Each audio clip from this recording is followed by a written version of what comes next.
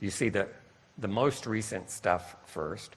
And as I was looking at the results of this hit, I noticed one paper that really changed an important way that I have viewed Protandim vis-a-vis cancer.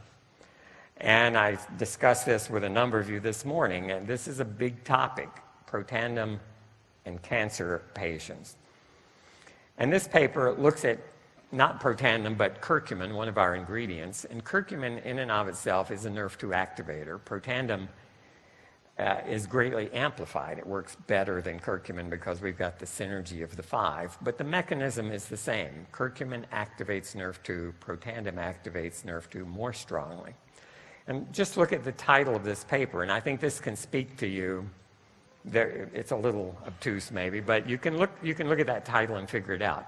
Curcumin, the golden spice from Indian saffron, the researcher here is Dr. Agarwal from India, and he has a particular affinity, I think, for Ayurvedic medicine, for traditional medicine from India. He's at Baylor Medical Center in Houston, Texas, well known in the field of NRF2 activators. So curcumin is a chemosensitizer and radiosensitizer for tumors. What does that mean? Tumors are treated with chemotherapy and with radiation.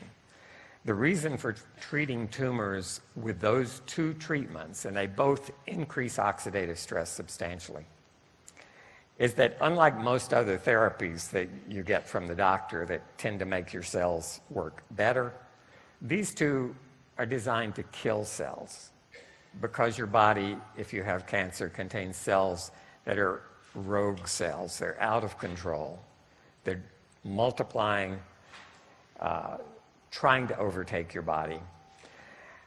And a concern has been, because chemotherapy and radiotherapy both increase oxidative stress in an attempt to kill cancer cells, there's been a controversy for a number of years. Is antioxidant therapy a good idea here? Because you may actually protect the cells that you want to kill. You're using a therapy to put focused oxidative stress on these cells with the idea of pushing them over the edge, killing them.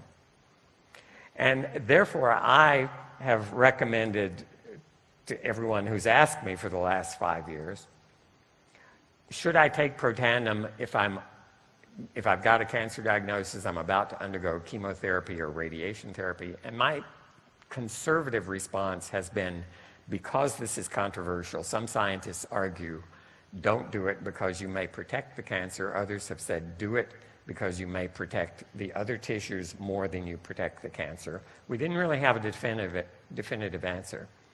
This paper says activating NRF2 actually sensitizes the tumors to radiation and to chemo. So it's going to have a bigger effect. Okay? And the other part of that title is just as important. NRF2 activators are chemoprotectors and radioprotectors for normal organs. So imposing a NRF2 activator changes the way that tumors and normal tissues respond to radiation, and it does it in the best possible way.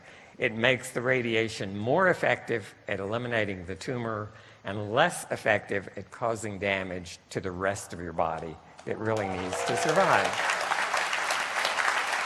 Right. So again, what's my point here? This is a changing scenario. Every week, I do these searches myself. I look at the most recent new papers that have just hit the press, and this is the kind of thing I learn. And it changes the way I view Protandim. I said what I say today about it is very different from what I said 4 or 5 years ago, and this is precisely the reason.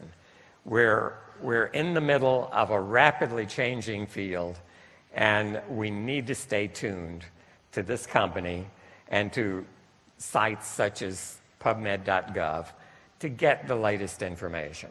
So don't just sit back and say, I learned about Protandim a year ago, I'm going to use what I learned then. You need to keep at it. I wish it were simpler, but it isn't.